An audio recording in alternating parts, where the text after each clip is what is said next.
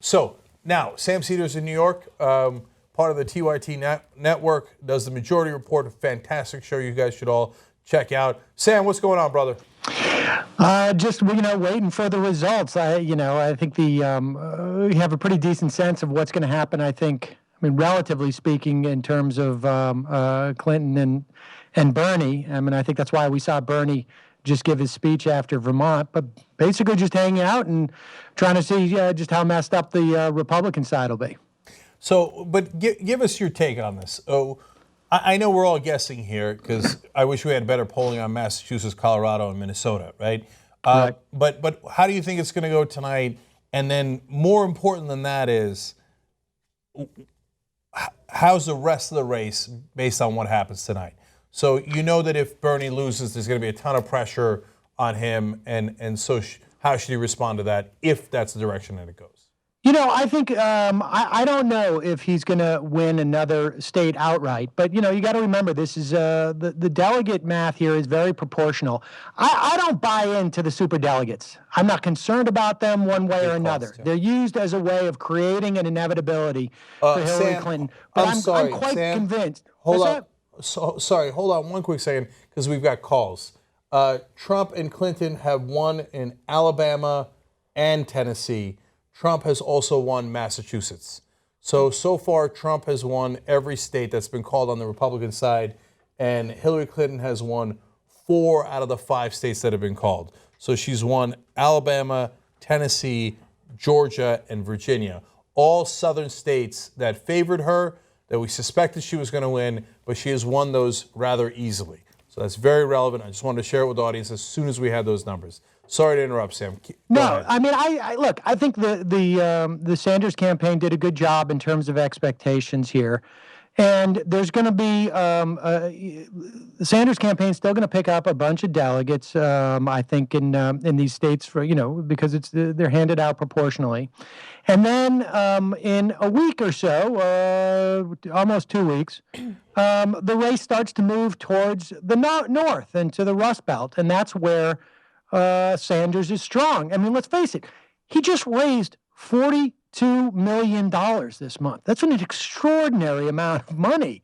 And so he's not going anywhere. And so and I think that the Clinton campaign realizes this. There are almost as many debates going forward as we've had already. So I think this is I think this is not going to be, a celebratory time for the Sanders campaign, but they're not going anywhere, and I think the Clinton campaign knows that, and I think the race is going to go on. Yeah, listen to Sam. Listen to Sam. Listen, this is to be expected. These are the states where Clinton is strong. This was all, fairly predictable even last summer before people, I think, were generally aware of just how well Sanders was going to do, that he's going to have problems in states with large African-American communities because, frankly, the Clinton campaign over the course of not just 2008 and this cycle, but the Clintons have been a political family for years. They have very strong ties with the African-American community. And so this is playing out as one would expect. And, is it, would it have been fantastic for Sanders to win these states or to begin to start to chip away? Of course. But nothing that's happening, I think, is unexpected. And I think once we turn towards states like Ohio and Michigan and Illinois, there's going to be a big difference. If I can just piggyback on what he said real quick. It's front-loaded. The whole situation's front-loaded. The whole primary situation is front-loaded to favor Hillary Clinton. Southern states where the demographics favor her. And then it's after the next 11 primaries, it all favors Bernie after that. So what Sam is saying is exactly correct, and I just want to piggyback on what he said. Yeah. And there's one other point I want to make here. Now that the Clinton campaign and really just sort of, I think, everybody at large is just on the cusp of accepting that the inevitable nominee is going to be Donald Trump. I think you're actually going to see Clinton do something that I think would have been wholly unexpected just months ago. Every scenario where you see Donald Trump creating a challenge to Hillary Clinton is in these sort of these post-manufacturing or sort of dying manufacturing states. I'm talking about the manufacturing, not the states. And Rust Belt states. And that's where the scenario where Trump is supposedly, if he wins, in general, is going to win. I think she's actually going to move towards the left in terms of populism, not just because, in part because Bernie Sanders is pulling her there, and in part, I think, because on some level, Donald Trump runs, I don't know if it's accurate fully to say to the left, but to a certain extent, to the left of her in terms of economic populism, at least in terms of his rhetoric. Yes. Yeah, so I also just make one point. The reason why those people he's talking about, the industrial base, the workers whose jobs are being outsourced, those people don't care about the stuff that we care about, Trump saying. They care when Trump says, your job's getting shipped out, I'm going to save it. These corporations who have been screwing you over, I'm going to punish them. I'm going to tax them. At least he has something to say to the workers. The Democrats have nothing to say to those workers, and that's why they're so easily swayed by Trump. That's why Bernie Sanders has a good message, because he talks right to them. Hillary Clinton and the establishment, Republican and Democrats, don't talk to those people, and that's why Bernie and Trump, and that's why Trump does so much better with those people. You know what? This is a nice moment in TYT history. We've got a new tag team champion of the world, Sam Seder and Jimmy Dore. Yeah. That's right. What a tag team these guys are, man. Mordor and Sam Seder dinner. I just listen to his show every day, and that's how I know all this shit. Well, I called Jimmy to see what he was wearing, and he told me he would be wearing the striped shirt today. All right, I like this tag team. All right, and now I'm going to join in on what they're saying here in terms of tonight. They're talking mainly about after tonight. But for tonight, don't get discouraged by Hillary Clinton has won 4 out of 5 states. Those are all the southern states that were very, very clear. None of the unclear states have come in yet.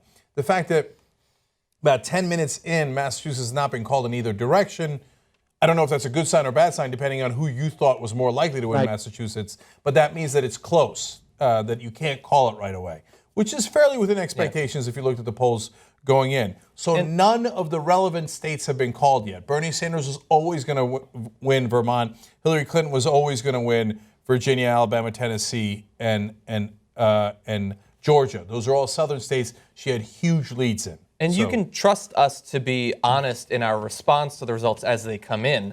I mean, we're enthusiastic now, but when South Carolina was coming in better for Clinton than we expected, we initiated a suicide watch because we got so depressed instantly. I saw a rope hanging in the bathroom. I don't know who put it there. Okay. So you can trust us. Okay, now, Sam, you and I have not talked about this at all during the campaign season.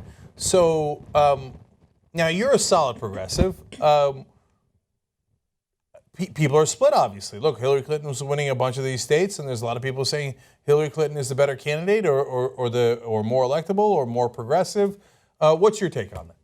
Well, I mean, listen, I think it's, I've made no secret of the fact that I prefer Bernie Sanders' policies and his positions.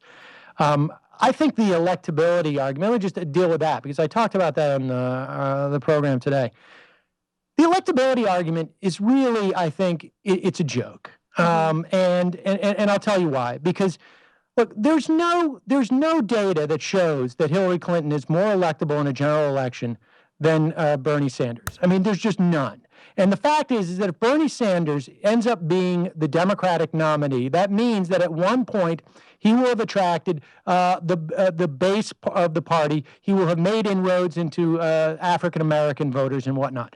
In terms of a general election, there's simply no data that shows that he is any more or less electable than Hillary Clinton. The argument that you hear from the Clinton campaign is that she's been tested and he hasn't. But, that's all just speculation. And so allow me to speculate. I think he matches up against Trump better than Clinton. And I'll tell you why. It's because she's playing very much on the on a personal resume sort of playing field, right? And I think it's a very legitimate argument to say that she has about as much of a notion of what it takes to be president as anyone who has ever run for the presidency. I mean, she has seen it from all different angles. There's no doubt about that. But the problem with that is that Donald Trump exclusively runs on the personal level. And, it's Cenk, I know you remember this back in 2004. John Kerry led with "I'm a war hero." Instead of running on the myriad of policies he could have run on, he ran on his personal biography. And that is the first thing that the Republicans zeroed in on. And he spent the rest of the campaign trying to prove that, in fact, he was a war hero, not some type of fake hero, that his purple medal was real instead of, sort of in some way fraudulent.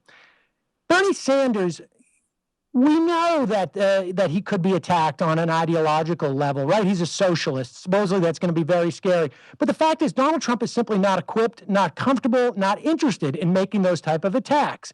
And the more personal attacks, one of the criticisms of Bernie Sanders has been, in some respects, he's one or two dimensional when it comes to staying on message. He is constantly on message. Well, in the context of a general election, running against a joker like Trump, being that level of message discipline and that level of message clarity on an agenda that really is in many respects, divorced from Sanders. He's inheriting a lot of a message that was driven by Elizabeth Warren, which is not to say that Bernie Sanders hasn't been pursuing this for literally for decades, but just on a national level, this was an agenda that was associated with Warren, and it's also associated with people like Sherrod Brown, for that matter. And so I think, in terms of Trump, I think that Bernie Sanders matches up better. Now, that's totally speculative on my part, but that's the point. There is no one out there who can make a definitive argument that in some way she is more electable than him. It is completely speculative. It is as definable and as provable as what I've just offered. So, I think the electability question is really is a bit of a red herring in this situation. Nobody knows who runs better against Donald Trump. Sam, I love your speculation. That's a point that I haven't heard before, and I think it's a really great point. One point that we make on the panel quite a bit is that Hillary wouldn't necessarily do as well against Trump because Trump's appeal is the fact that he is an anti-establishment candidate, right? Like, he comes out there and he doesn't really strike people as the typical politician. Now, aside from the racists that love his racist message, I think that his anti-establishment message does resonate with some people. At the same time, people despise Hillary because she represents politicians, typical politicians that are part of the establishment. So don't you think that also hurts her in the general election against Trump? Well, I'm not sure I even agree necessarily with those premises. We're told that it's really just about Trump being anti-establishment, and I think there's something to that, although there are exit polls from Georgia tonight that show that he actually won with Republicans who are not voting on that basis, who are not concerned about whether or not he's part of the establishment. And in some of the exit polls I've seen on the Democratic side, the issue is less about establishment and more about competence. But I think the real issue is with Trump is not so much that he's anti-establishment. I don't think. I think that's a bit of a canard and sort of a construct by the corporate media. I think it is he appeals to conservatives because they are authoritarians. And he appeals to conservatives because there's a big strain of xenophobia and racism and nativism. And so when he says he's anti-PC, what he's talking about is those last vestiges of racism and misogyny that, in your grandfather's era, his wife was literally his chattel. Well, you can hold on to those last vestiges by being anti-PC. And every time he speaks, I think the way that it works in terms of the anti-establishment thing is, every time he says something that is against Republican orthodoxy, and it's rarely about policy, it's more about stuff like George Bush was the president on 9/11. These things that you're not supposed to say as a Republican, or George Bush lied us into a war. This is not about policy, right? This is just some type of some heresy that you could say, like you would have in a religion. When he says that stuff, it's communicated to the voters that this guy must be really honest, because he's saying something that nobody else will say and supposedly will sink his campaign. And when it doesn't, that means to those people that he's just genuinely honest and he's telling it like it is. We don't know going into the general election. Supposedly the Democrats have 80% of the Oppo research they have has yet to even come out yet. So, there's a big vulnerability for a guy like Trump that he's actually a con man, because, to a certain extent, he is a con man.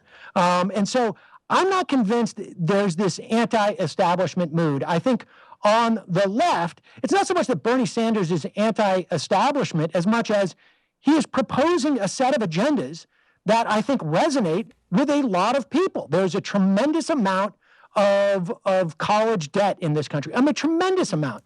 And I don't think that people care whether or not an establishment figure was to propose free college or a non-establishment figure. I mean, I think they just want those policies. I think they want single payer. I don't think they care whether or not Bernie Sanders is part of the Democratic establishment or not. And so I think to a certain extent, that's just a way of that the Beltway media sort of absorbs this stuff and tells a story that isn't about the reality of what's going on the Republican side. Look, this has been coming for a long time. 8 years ago, John McCain chose Sarah Palin to be the president, the second president, essentially. I mean, this is not a surprise. This has just been going on in the fever swamps. And it just shows up one day that Donald Trump shows up, and this guy who has built his sort of credibility in the Republican Party on questioning whether or not Barack Obama is an American, suddenly he's there and he decides he's going to run. And so I think that's the real story that's going on here. Look, if they wanted somebody anti-establishment, Ted Cruz is there as well.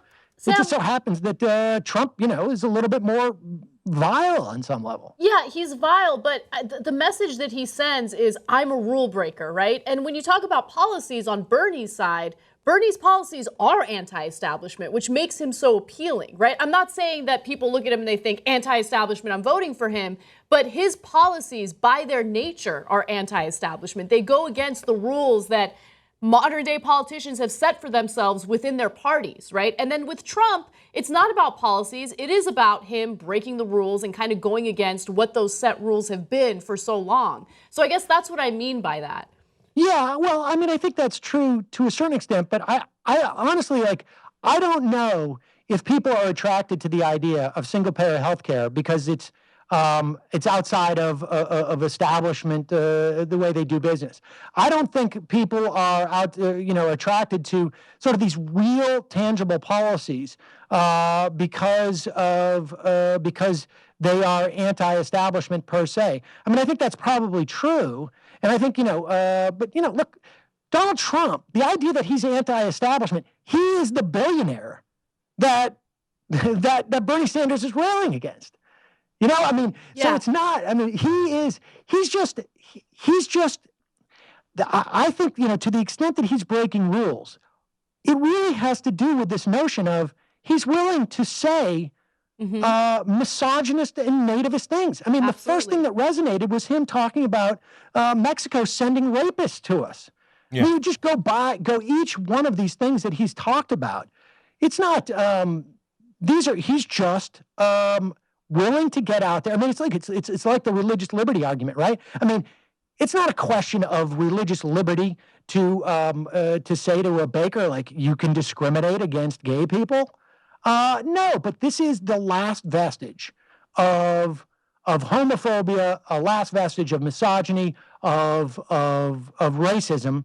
And Donald Trump is up there saying, hey, it's not over yet. And that's basically what he's saying. And, look, so I think there's a legitimate... Go ahead. I hear you, but I think it's all a matter of emphasis, right? And so I love the emphasis that you're putting on the points that you're making, which is, expanding Social Security is enormously popular. It's probably the most popular issue in the country.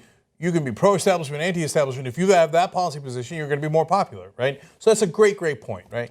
But I'm more with Anna on the emphasis, though. So I do believe that there is an enormous anti-establishment fervor in the country. I think that it is not just corporate media that's stating that. I know I'm stating it. And look, Sam, Congress has a 9% approval rating, and the reason that anti-establishment fervor is real and why Congress has a 9% approval rating is because there's a gut feeling in the American people, and this is evidenced by the polls, so it's not me transferring my gut feeling onto the American people, right? That this system hasn't worked for us. Yeah. So, the charts that I show on the show sometimes, well, for the last 40 years, American productivity has continued to climb up, but their wages have stagnated. The result is trillions of dollars that should have gone to the American worker has gone elsewhere. That wealth has been extracted from the American worker. And they see it in their lives. And so that's the establishment that they know in their gut is screwing them. And so then when you ask them in a poll, hey, do you like Congress? And by the way, Congress used to be above 50% in the 1990s. So it wasn't always this unpopular. So now they say, no, I can't stand those guys. I hate those guys. So when you're a standard politician, I mean, and Sam, last thing on this, I know I've made a long case here. And before I get to my last point, I'm going to interject randomly here that with 1% reporting, Bernie Sanders has a 48 to 41.5% lead in Oklahoma. Okay. Now, it's just 1%, but still Bernie Sanders right now with the lead. And last poll I saw, he had a 5-point lead in Oklahoma. So, Sam, to get back to the point I was just making, look, the response that Martin O'Malley got on the Democratic side, to me, was another piece of evidence that people are in an anti-establishment mood. Because Martin O'Malley's policies are not that bad. They're pretty progressive, right? And he's got a good case to make for them. But he does them in the classic politician style, roll up the sleeves in the town hall, keep your tie on, tell a story about somebody you met on the campaign trail, et cetera, right? And people look at that and go, nah, 3%. And the thing that gets to me, and I realize that I'm reading a people's history of the United States, and so that's coloring everything that I think about the world right now, but it's that we are in one of these cycles that you can, if you read it in a history book, the different times when the people have realized that things are rigged against them, it's so clear when the established economic powers are trying to rig things and distract people from actually changing the system. And you saw it back when you had slavery in the South, you had white indentured servitude, you had persecution of Native Americans, and they would always try to get those groups, when they started to ally together and attack the economic system, the foundation of it, they would turn them against each other. And you see that and you think, oh, yeah, it's clear. They were doing that at this time. Oh, Andrew Jackson playing on anti-Native American fears, anti-Mexican fears. You see it and it's so clear. But for some reason, when it's happening around you, it's like, oh, well, no, people would never do that. I mean, that's conspiracy theory talking. And right now we have, everybody knows something is wrong, and we have 3 responses to it. You have Trump, and to a lesser extent, the other Republicans saying, it's the people that don't look like you, it's the people who don't worship like you, it's the people who don't have sex like you. They're the ones who are ruining everything. Somehow, gay sex is causing your wages to go down. I don't know how, but they make people believe it. You have Bernie Sanders saying, change the system, and you have Hillary Clinton with the revolutionary idea, things are okay. But people know that they're not okay. They would rather say homophobia and Muslims are the cause than, let's see how it goes for another 8 years. So, okay, Sam, I'm going to let you respond to that in a second. But Kasich is speaking. I just want to dip into it for a second to see if he's dropping out of the race. When we cut to Kasich, I'd be surprised if he drops out tonight. He's doing better than I think people anticipated in Vermont, and I think he's not going to leave until Ohio happens, because he thinks in his mind that he could take Ohio, he could take Michigan. I think he thinks he might be able to take Illinois, and you got to remember they are still sort of deluding themselves that there's 2 tracks to this convention. The Republican convention. So I think a guy like Kasich, I think he's staying in. I'd be surprised, let's put it this way, if he dropped out at this point, because they're all to a certain extent deluded. I mean, the funniest part about this whole thing with the Republicans and Trump is they keep waiting for somebody else to knock Trump out, and that notion that conservative economics functions on everybody pursuing their own best interests, right, helps the whole. Well, it clearly has failed them, and it's that's a great point. I'm enjoying it. That's a great point by Sam. I want everybody to pause for a second and think about that. They always say, like, oh, no, if everybody acts in their self-interest, then everything will work out magically. Well, here are 5 Republican candidates acting in their self-interest and totally fucking over their own party. 17 of them or 16 of them did. I mean, they've done no Oppo research on Donald Trump. They were all waiting for Jeb Bush to do it, and around the time that Jeb Bush realized that maybe they should be doing it, their campaign was already contracting because they were realizing they weren't raising money at the same rate. And so they all figured somebody else would do it because they didn't want to be the ones to alienate themselves from the Trump voters. And It looks like they all screwed up. What do you think, Sam? Do you think it's already over? Do you think Trump's the Republican nominee? I mean, I think yes. I mean, it's conceivable Cruz wins tonight in Texas. I mean, I guess maybe Rubio comes in, a close second in Virginia, in which case that would be for him like winning 3 gold medals or something. I guess they take him around. They have a ticker tape parade when he comes in second.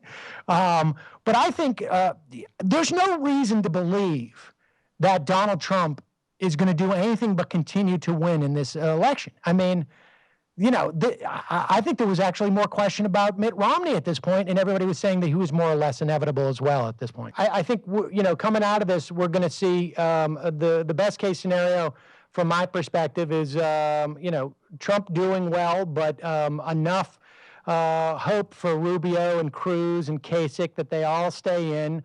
I'd hate to see Carson go because he's always fun during the debates. And I think, Bernie, I think, was aware that Vermont was going to be the highlight of his evening, and that's why he planned to give his speech right then. And then you move on to those Rust Belt states on, within a week. You have Michigan, and you've got just a couple of days after that, you've got Illinois and Ohio, and I think that's where Bernie is going to try and make his stand. But, folks should keep in mind, this is proportional. And when you look at a delegate count, don't worry about the super delegates. I just don't. I think that is more about spin than anything else at this point. Okay. Everybody check out Majority Report. Fantastic show. Sam Seder, you rock. Thanks for joining us tonight. Really, really appreciate it. Thanks, Cenk. Thank you, guys.